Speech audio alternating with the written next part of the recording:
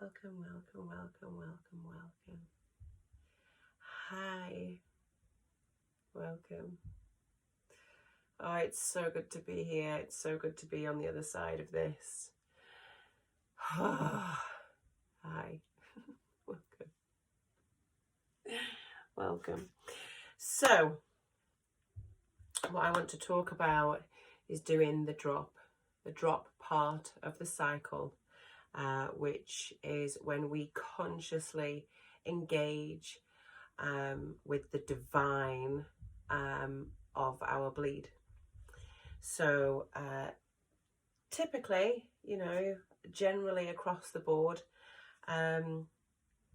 when a woman's bleed arrives, it's depicted in the media that we gorge on chocolate and we watch Netflix and we're just on the sofa, and it's not really a great time, I guess. Everyone sort of in the media depicts it as it's a horrible time, it's a massive inconvenience. But yeah, the true essence of our bleed is actually that it's the complete opposite. So, 10,000 years ago, when we lived in clans and lived nomadically across the lands, and the red tents were alive and well, women, it was the woman's job to go off and to bleed and to do her bleed, and during that bleed she would collectively, as the group, they would go through these 4 chambers, which I'm going to explain to you now, and the rest of the tribe would encourage the women to go off and bleed, because the men in particular were dependent upon the visions that the women would receive for the rest of the month. So, for example, if the weather was going to come and the crops needed tending too early, then it was something that the woman would receive and communicate to the men, and then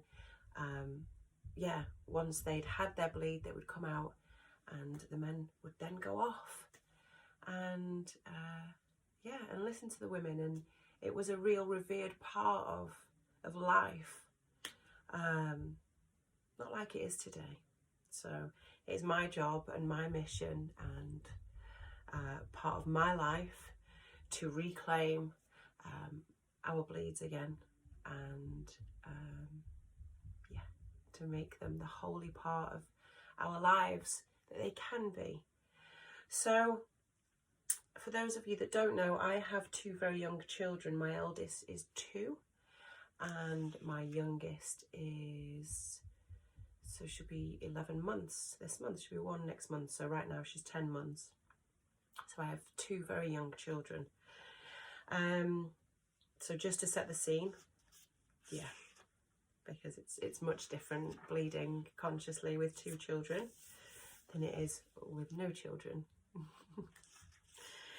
So I'm just flicking throughout my notes. Over the last 3 days, I made lots of notes so that I could share them here with you today. So the 4 chambers that are available to enter are separate, surrender, visioning, and awakening. Those are the 4 chambers. Now, the time frame in which you do them can be anything from an hour to the whole of your bleed, to the whole of your winter phase of your cycle. So it depends how much time you have, really. So how much time can you gift yourself? And the more you do this, the quicker it will happen, the quicker you will be able to separate, to surrender, to arrive in the visioning, and then to come out in the awakening. The first time you try it, it may be quite sticky and messy, and the first time you try it, don't be surprised if feelings arrive that you're not familiar with or that you're uncomfortable with.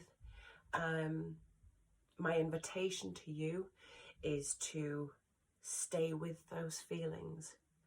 The whole point of this is so that we can journey with our bleed in the conscious way that I guess was meant to be. You know, each month we're invited to be with the death and rebirth of ourselves every single month. And that is the greatest blessing. Not to shut ourselves away, Netflix it up, chocolate ourselves into a sugar high and block out of all of those feelings. The invitation here is to be with those feelings in all of their essence, in all of that they are. Welcome them and bring them, because they're so welcome. This is why we do it. So I'm going to take you through my journey and what it looks like, just to maybe give you some inspiration. So the way I feel about my bleed is that it's like a Holy Communion. And the moment my bleed arrives, everything stops. So any social events that I have in my diary are cancelled. I ask myself, how can I separate from the goings of life to be able to engage with my emotions, what my bleed needs to bring more? How can I separate more? And that is definitely a conscious question that happens regularly on day one of my bleed. So day one is when you fully bleed. It's not when you start spotting, it's when you fully start to bleed. So day one for me is about creating the temple. So there are a couple of physical things that have to happen. Number one, I change my bedding. So as you can see behind me, I change to red sheets. I get heavier blankets on, so I don't know if you can see, but my grandmother blanket comes out. It's very weighty and nourishing and just wrapped in steeps and steeps and steeps of grandmother energy. I whack the heating on high. Let me try and think what else. So this time it was it was really rainy, and yeah, it allowed me to surrender even more. I really felt like the water was washing off the daily activities that would normally happen. So for those of you with children, you're probably just like, well, what do you do about routines? How does this work? Especially having two young babies. I let go of it all. I let go of it. Yeah, I don't know how else to describe it. I let go of it all. I let go of timings. I take off my watch. Take away clocks in the house. And we sleep when we sleep, and we eat when we're hungry. The girls are great at telling me when they need something. That's the blessing of having a 2-year-old. She definitely tells me when she needs something. I make myself a cup of rose tea. Now for the last 3 years, due to a double prolapse after the first birth of my children, so I had a prolapse, so I haven't been able to wear my moon cup for 3 years now. So this cycle, it's been tremendous and such a blessing to be able to work with my moon cup again.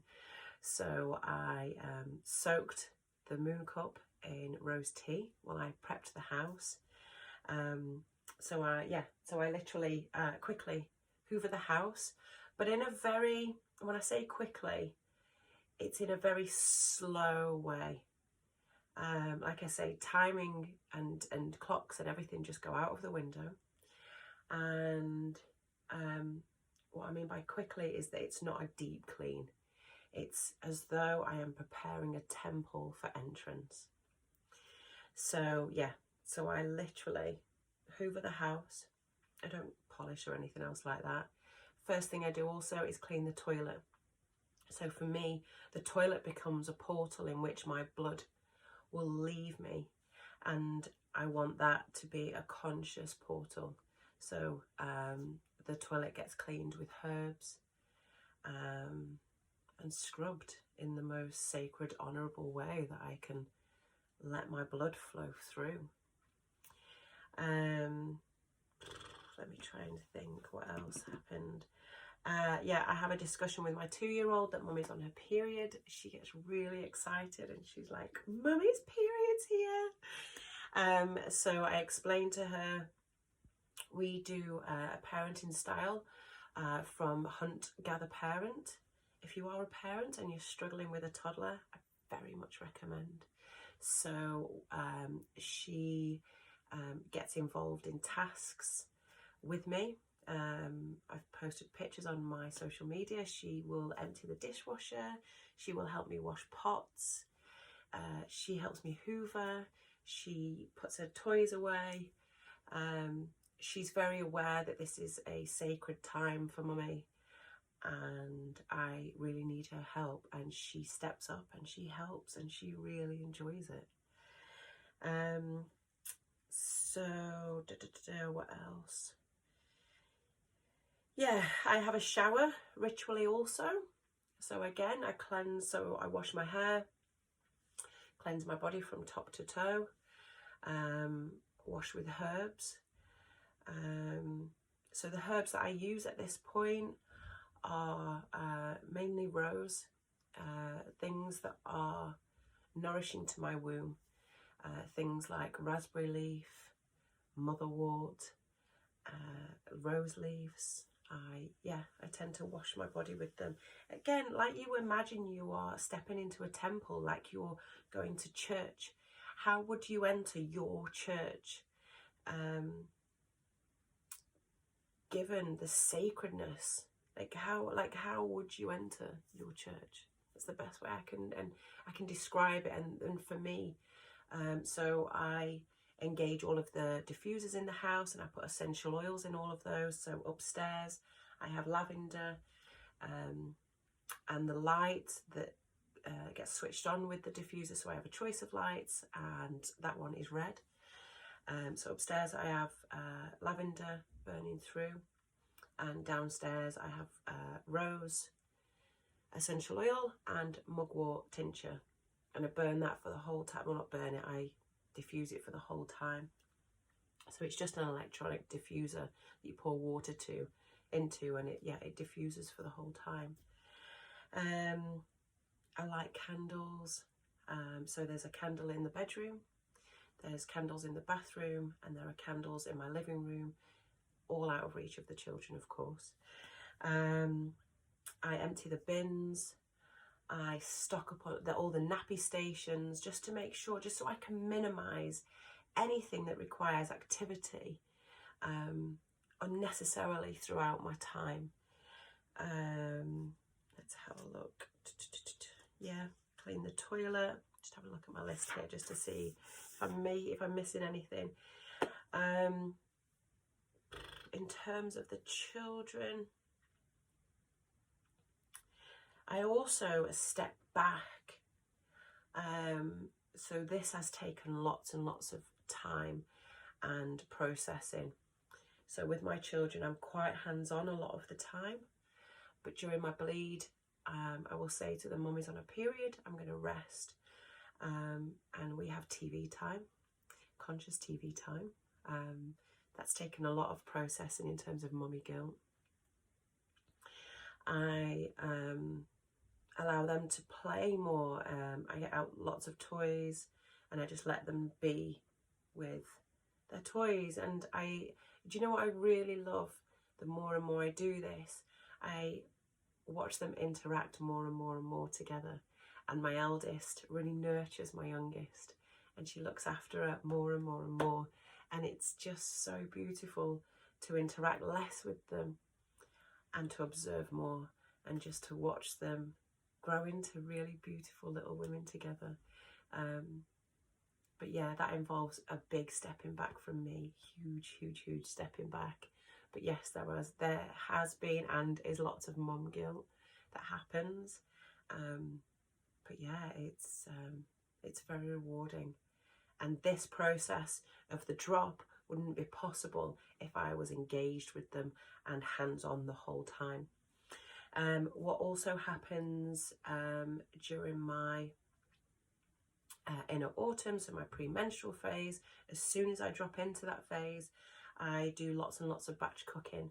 So during the time of my bleed, I have to do minimal cooking. I take things out of the freezer, allow them to defrost, and I heat them up. So that is the separation element. Now the surrendering comes from letting things go. For me, how do I surrender? Now that's a constant question that has to happen. So for example, me sitting on the sofa and just watching the children and interacting less with them is an element of surrendering. Going to bed earlier, spending conscious time with rose tea, taking in mugwort tincture. So I take drops of that. I'm still breastfeeding, so I'm quite aware of the tinctures that I take during this phase. It has to be a personal question. How can you surrender more? And then when you've surrendered at that point, how can you surrender more from there? How can you gift yourself more surrender during your time of bleed? It's a very short time. So although it may feel really uncomfortable, because there will be feelings that arise. There will be feelings that arise. How can you reach the edges? That's what I'm asking you. How can you surrender to be able to engage with your edges? And you'll know when you're at your edge because it feels really uncomfortable. So for me, this bleed, lots of awareness came up around my lack of ability to grieve in the past for people that I have lost, for situations that I've been through. I realised that I touched on grief, but I didn't really surrender to the grief. And so my way of surrendering this time, in this bleed, was to play a song per person that I'd lost, and to engage with the memories of those people, and to move and to dance and to be with the grief of each person that I lost for that short time while that song played. I do journal a lot during my bleeds. I journal a lot full stop. It's not just during my bleeds actually, but yeah, I journal a lot. And yeah, it was a real blessing to be on day 2 of my bleed during Samhain celebrations. That was really amazing, and a wonderful dear sister came round and we stepped into ceremony together, and we engaged with the energy of the burning of the witches.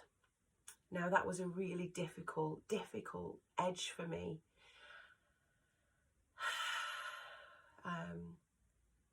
because what I understood was that the word witches comes from the church actually, and it separates actually what happened. Now the times of the burning of the witches were actually the burning of women. And when that was said to me, it struck a new chord with me, the burning of women. So people like myself, I wouldn't have been able to do this during the 17, 15, 16, 17, 1800s, 1900s. I would have been institutionalized. Now, I realize that I feel deep shame, not at this moment in time because I've worked through that part of me, but there are elements of shaming that happen when I talk about bleeding. But yeah, it was my edges this time were around, not necessarily that I think my ancestors were burnt in those times, but having to witness my neighbour being hung or being burnt, and yeah, and they were feelings that I had to sit with this time. They were actually, it was really, really a difficult journey this time. But that was the edge for me. And so I sat with it, and I journaled, and I moved, and I drank cacao. It was a beautiful ceremony, and it was so beautiful to share it with a sister of mine. It was just, yeah, it was incredible. And again, yeah, so when I went to bed, and each time, and I think because I've done this a couple of times, the visioning comes throughout the whole process. It's not sort of like as though I separate, surrender, and then I vision. As soon as a bleed comes for me, lots and lots of visions came through. And they're visions that I haven't quite made sense of yet. So I've journaled them, and they will be with me over the next month until my next bleed. And the gifts of those will transpire, and the meaning of them will come through. Messages were so clear, they were so tangible.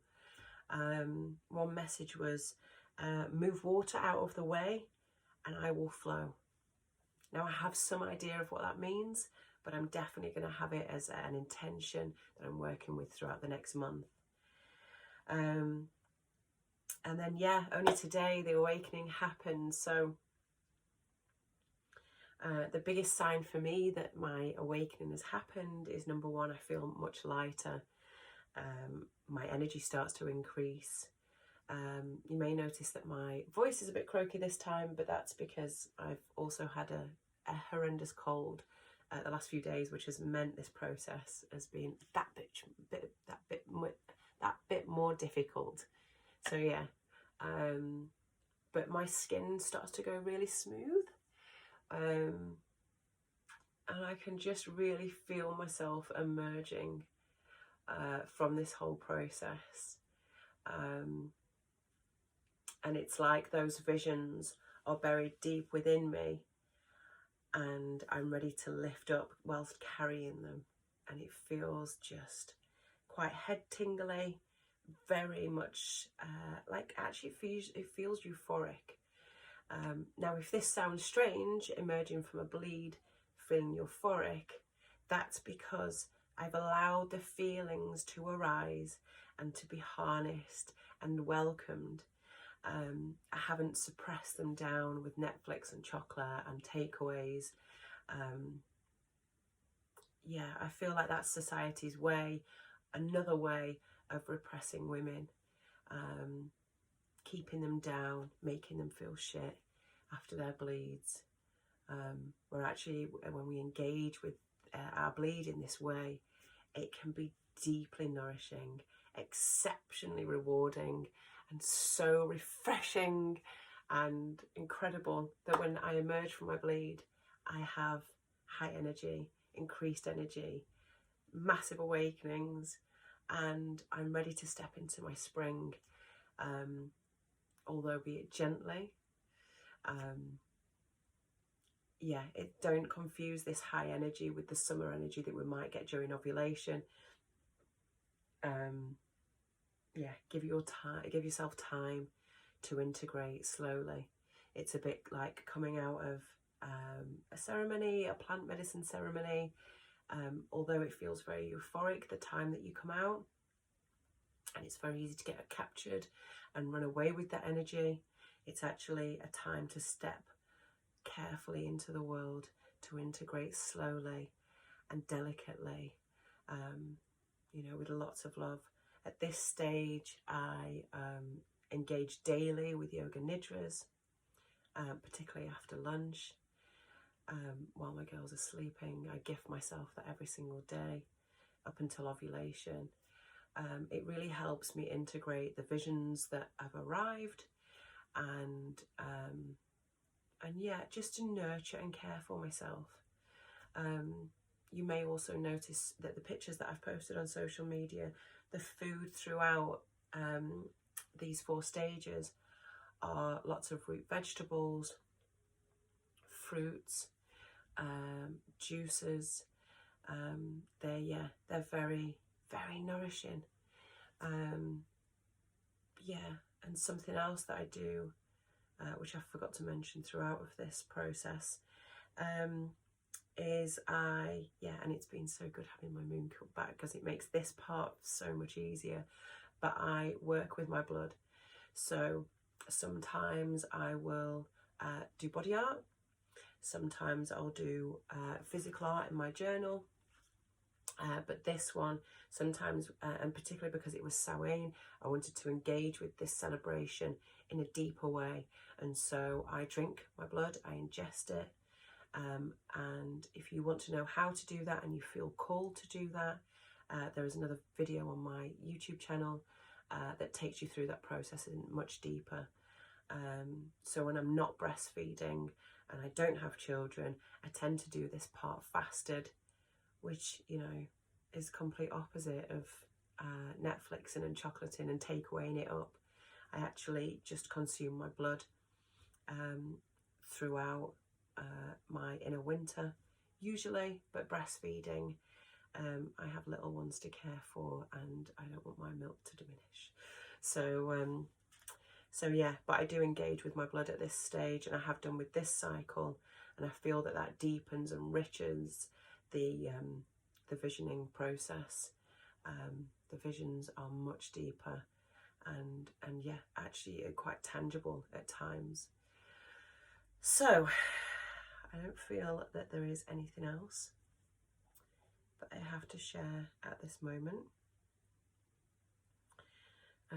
If you have any questions at any point, I am open to receiving your questions. I do want to say at this point, I'm not open to receiving criticism. This is a deeply sacred practice for me as a woman. I'm reclaiming this part of me. If you feel called to engage with this and to enter the 4 chambers during your bleed, I am so happy to walk alongside you and to do that, but I am not open to receiving criticism. I genuinely believe that if you are triggered by this work and what I'm sharing today, that is your work, and that's okay, and that's welcome into your life. I am not happy to receive your projections, and with love and grace. Yeah, thank you so much for being here and for listening. Sending my blessings to you, and yeah, happy check-in.